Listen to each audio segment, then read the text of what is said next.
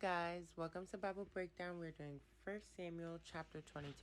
So Daniel, he goes to this cave called Adullam, and he goes to hide there, and his whole family hears about it, and they all go follow him. So all his brothers and his parents came, and verse 2 says, in addition, every man who was desperate, in debt, or discontented rallied around him, and he became their leader. About 400 men were with him. So from that cave, they go to Mizpah, and David goes to the king of Moab, and he's like, can you please let my parents stay here until I figure out what the Lord wants to do for me? Then it mentions how they all stayed there while David was in the stronghold. Then in verse 5, it says, then the prophet Gad said to David, don't stay in the stronghold, leave and return to the land of Judah. So David left. He goes to the forest of Hereth, and somehow Saul figures out where he's hiding. So Saul, he has his spear in his hand, and he has his servants all around him, and he says this whole speech basically expressing his insecurities. That's how I took it, because he says, do you think he'll make all of you commanders of thousands and commanders of hundreds?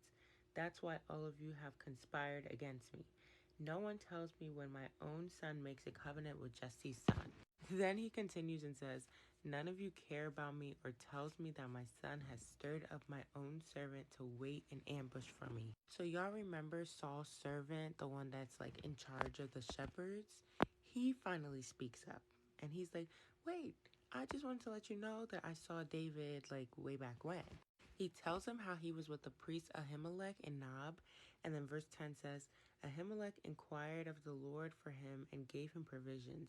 He also gave him the sword of Goliath the Philistine. So Saul, he summons the priest and his whole family. So they all arrive, and the priest is like, I'm at your service.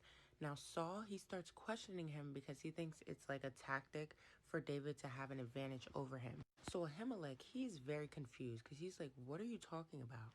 Verse 15 says, was today the first time I inquired of God for him? Of course not.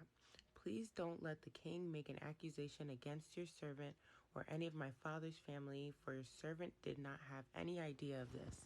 But Saul's like, you and your family, you all have to die. Like Saul just be jumping the gun because he's so ready to kill anybody that he thinks is against him, when in reality, it's a misunderstanding. Because in reality, David was telling him that he was on a secret mission for the king. So Ahimelech thought he was helping Saul and David. But that's not what happened.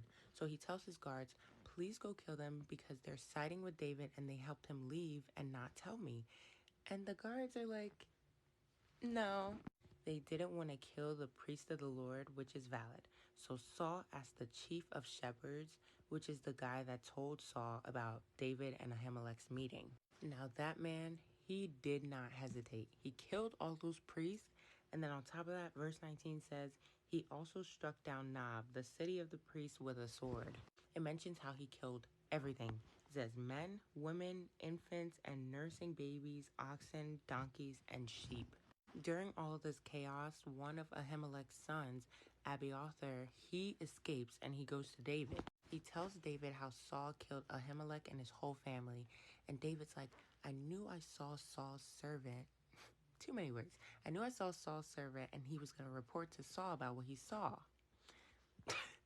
I hope you guys get what I'm saying. So David, he takes full responsibility for all the deaths that happened.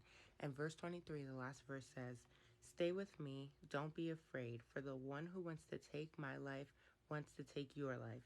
You will be safe with me. And that is the end of chapter 22.